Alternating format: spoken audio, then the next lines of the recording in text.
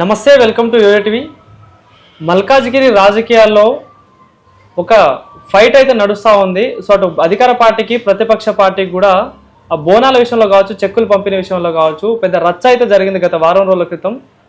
So మరి ఇక్కడ పరిస్థితి ఎట్లా ఉంది ఇప్పుడు అనేది కూడా మాట్లాడే ప్రయత్నం చేద్దాం. అండ్ ఇంకోటి, ఈరోజు బోనాలు కూడా మంచిగా అంగరంగ వైభవంగా మల్కాజ్గిరి నియోజకవర్గంలో జరుగుతాయి, తెలంగాణ రాష్ట్రంలో మొత్తంలో జరుగుతూ ఉన్నాయి. సో వీటన్నిటి గురించి మనం మాట్లాడదాం. మనతో పాటు మాట్లాడడానికి మల్కాజ్గిరికి సంబంధించిన సీనియర్ లీడర్ చిన్నా యాదవ్ గారు ఉన్నారు. అన్న నమస్తే. సో ముందుగా బోనాల పండుగ శుభాకాంక్షలు మీకు. ఓకే, సో ఎట్లా నడుస్తున్నాయి ఏర్పాట్లు, ఎట్లా జరిగినాయి బోనాలకు సంబంధించి? వర్షం కారణంగా కొద్దిగా ఇబ్బంది పడ్డా కానీ బోనాలు, అమ్మవారి బోనాలు బాగా మంచి అంతా మంచిగా జరుగుతున్నాయి. బోనాల పండుగకు ఇవాళ చాలా ఎత్తున బోనాలు అమ్మవారు సమర్పించడానికి మార్నింగ్ 3:30 నుంచి, ఉదయం మార్నింగ్ 3:30 నుంచి సమర్పిస్తున్నారు. అదే విధంగా కొద్దిగా వర్షం డిస్టర్బెన్స్ తప్ప వేరేది ఏం లేదు. ఓకే, సో ఈ బోనాల విషయంలో చూసుకుంటే నార్మల్గా రీసెంట్గా ఒక పెద్ద ఇన్సిడెంట్ జరిగింది మల్కాజ్గిరి నియోజకవర్గంలో. సో మీరు కూడా దాని మీద చాలా మాట్లాడారు. సో ఏందన్న అసలు ఆ రోజు జరిగింది ఏంటిది, అసలు అంత హడావిడి చేయాల్సిన అవసరం ఏమొచ్చిందంటే ఏం చెప్తారు? ఇక అడవైట్ అయ్యింది దాన్ని. ఇప్పుడు బోనాల తర్వాతనే మాట్లాడాలి. ఇప్పుడు ఏం మాట్లాడాలి? ఇప్పుడు మల్కాజ్గిరి మొత్తం అసెంబ్లీ సెక్టర్ ఎవరైతే ఉన్నారో అందరు బోనాలు దాంట్లోకి వెళ్ళిపోయారు. బోనాలు దాంట్లో బిజీ ఉన్నారు, బోనాల పండుగ సెలబ్రేషన్ లో ఉన్నారు. ఈ బోనాలు అనేది తెలంగాణ కల్చర్. తెలంగాణ రాష్ట్రం ముందుగా ఫస్ట్ పండుగ చేసుకునేది బోనాలు. అందరు బోనాల ఫెస్టివల్ మూడులోకి వెళ్ళిపోయారు.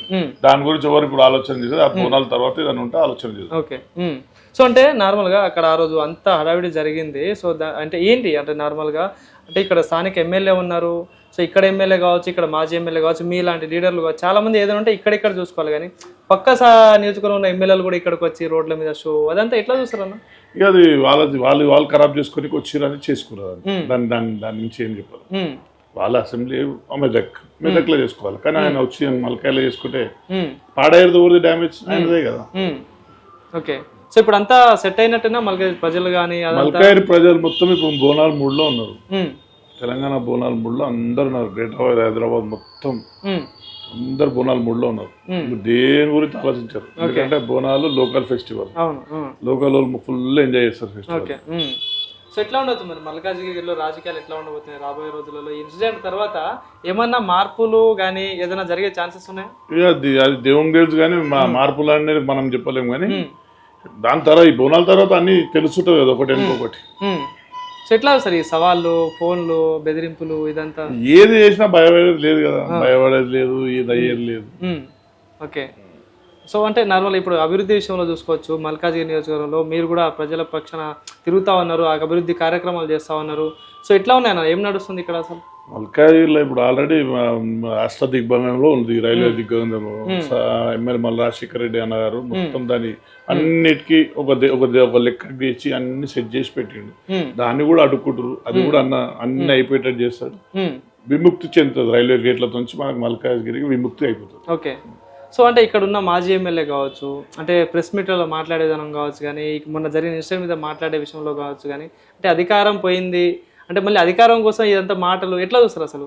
అధికారం పోయిందని ఎందుకు అనుకుంటారు? ఇవాళ కూడా అలాగే అధికారం. ఓకే, వాళ్ళు అధికారంలోనే ఉన్నారు కదా, మేమే ప్రతిపక్షంలో ఉన్నాం కదా. అవును. సో అధికారంలో ఉన్నా కూడా పదవి అయితే లేదు కదా. పదవి లేకుండా అధికారం అనుభవిస్తారు కదా. ఓకే, సో అట్లా నడుస్తుందా? అంత నడుస్తుంది ప్రజాపాలనలో. ఇలా ప్రజాపాలన ఇంద్రమ్మ రాజ్యంలో అలా నడుస్తుంది. ఓకే, సో ఏం చెప్తారు మరి నార్మల్ ఇప్పుడున్న ప్రభుత్వం గురించి ఏం చెప్తారు అసలు మీరు? ఇందిరమ్మ రాజ్యంలో ప్రభుత్వ పాలన ఎట్లుందంటే ఇట్లున్నది. ఇవాళ మల్కాజ్గిరి ఎలా పొజిషన్ ఉందో అలా నడుస్తుంది మొత్తం తెలంగాణ రాష్ట్రం అంతా. ఏది చెక్కుల విషయం, బోనాల చెక్కులనే కాదు, ఏదైనా ప్రోటోకాల్ విషయంలో అన్ని నియోజకవర్గంలో గడబడి చేస్తారు. ఇది కామన్ అయిపోయింది కనుక దాన్ని అరికట్టాల్సిన బాధ్యత తెలంగాణ సీఎం రేవంత్ రెడ్డి గారికి ఉన్నది. ఆయన మల్కాజ్గిరి ఎంపీ కనుక ఆయన ముందుగా దాన్ని ఫస్ట్ మల్కాజ్గిరి పైన దృష్టి పెట్టి దాన్ని వ్యతిరేకించన్న దాన్ని సరిదిద్దాలి. ఓకే, సో ఈ మల్కాజ్గిరి చరిత్రలో నార్మల్ ఇట్లాంటి ఇన్సిడెంట్ ఎప్పుడైనా జరిగిందన్న మీరు చూసినంత వరకు? ఇంతవరకు లేదు. ఈ 7-8 ఏళ్ళ నుంచే 7-8 ఏళ్ళ నుంచి నడుస్తుంది. అంతకుముందు ఎంతో మంది ఎమ్మెల్యేలు వచ్చారు పోయారు, అందరికి ఎంత మంచి సపోర్ట్. అందరు ఈడైంది మా మల్కాజ్గిరి కల్చరే కాదు కొట్లాట. ఓకే, సో ఏం చెప్తారు అంటే ఇట్లాంటి ఇన్సిడెంట్ చూసినప్పుడు ఏమనిపిస్తుంది నార్మల్ అంటే ప్రజల అభివృద్ధి కోసం పనిచేసే నాయకులే ఇట్లా ప్రజల ముందే ఇట్లా కొట్లాటలు ఎట్లా చూస్తారు అసలు? ఏం చెప్తారు దీని గురించి? దాన్ని చూడాల్సింది ఏం లేదు, చేతులతో ఖరాబ్ చేసుకుంటారు. ఇప్పుడు మెజారిటీ ఎట్లా పడిపోయిందో 52,000 వరకు వచ్చేటప్పుడు డివైడ్ కూడా ఉండదు అంతే, దాని నుంచి ఇది ఏమి ఉండదు. ఓకే, సో బీసీ రిజర్వేషన్ కూడా రాష్ట్రంలో నడుస్తూ ఉంది, దానికి ఆమోదాలు వస్తూ ఉన్నాయి. సో ఏం చెప్తారు మరి, మీరు కూడా ఇక్కడ అంటే కష్టపడతా ఉన్నారు, సో మరి బీసీలకు ప్రాధాన్యత కల్పిస్తుందా, కలుగుతుందా అంటే ఏం చెప్తారన్నా? అది 100% బీసీలకు చేయాల్సిందే, తప్పదు, సమస్యనే లేదు దాని గురించి. 100% చేయాల్సిందే, బీసీలో వస్తే ఛాన్స్ ఉంటే చూడాలి. ఓకే, సో అంటే రాబోయే రోజులలో కార్పొరేటర్ ఎలక్షన్స్ కావచ్చు, స్థానిక సంస్థల ఎలక్షన్స్ కావచ్చు, ఇలా చాలా ఎలక్షన్స్ ఉన్నాయి. సో ఎట్లా ఉంటుంది మరి బీసీలకి ప్రాధాన్యత కావచ్చు, మల్కాజ్గిరిలో కావచ్చు, ఎట్లా ఉంటుంది ఇక్కడ? 100% బీసీలకు రిజర్వేషన్ చేయించాలి. ఇప్పుడు రూలింగ్ గవర్నమెంట్ ఉన్నామని చెప్తారు కదా, కంపల్సరీ చేయించాలి. వాళ్ళు ఒప్పుకున్నారు, వాళ్ళు ఇచ్చిర్రు, అది తెచ్చిరు కనుక వాళ్ళు కంపల్సరీ చేసి చూపెట్టాలి. అది ఆల్రెడీ ఇప్పుడు స్థానిక ఎలక్షన్ ఎంపీటీసీలకు చూపెట్టిన తర్వాత నెక్స్ట్ కార్పొరేషన్కి వస్తుంది, ఎట్లయినా వస్తుంది, దాని తర్వాత అసెంబ్లీకి వస్తుంది అంతే కదా. ఓకే, సో ఈ సవాళ్ళు ఎట్లా చూస్తారన్నా? నార్మల్ గా మాజీ ఎమ్మెల్యే కావచ్చు, ఎమ్మెల్యే కొడుకు మాజీ ఎమ్మెల్యే కొడుకైన ఎమ్మెల్యే కావచ్చు, ఇక్కడున్న లీడర్లకి సవాళ్ళు విసురుతా ఉన్నారు. సో వాటిని ఎట్లా చూస్తారు? మేము ఆల్రెడీ చెప్పినాం, సవాళ్ళు విసరడానికి మేము సింగల్ వస్తాం, సింగల్ గానే పోతాం. మేము 10 మంది ఎంబడి రాము, 14 మంది అవసరం లేదు. సో అంటే దాడుల రాజకీయాలు కరెక్ట్ అంటారా? అసలు దాడుల రాజకీయం మేము స్టార్ట్ చేయలేదు, స్టార్ట్ చేసిన వాళ్ళు. దాడుల రాజకీయం ఎవరు స్టార్ట్ చేసినా నార్మల్ గా ప్రజల అభివృద్ధి కోసం పనిచేసిన నాయకులు ఇట్లా దాడులకు దిగడం కానీ ఎట్లా చూస్తారు ఇదంతా? అసలు నేను చెప్తున్నా కదా, దాడుల రాజకీయం మేము స్టార్ట్ చేయలేదు, వాళ్ళు స్టార్ట్ చేసిరంగా వాళ్ళే అనుభవిస్తారు. ఓకే, సో దీనికి ఏమైనా రివెంజ్ ఉంటుందా రాబోయే రోజులలో? నా మీద చేయబడ్డప్పుడైతే నేనైతే రివెంజ్ తీసుకోవాలి కదా, తప్ప. ఓకే, కంపల్సరీ సమస్యనే లేదా. సో ప్రజల పక్షాన్ని ఎట్నే కొట్లాడుతుంటారు ఎప్పటికీ? ప్రజల పక్షాన్ని ఎప్పటికుంటాం.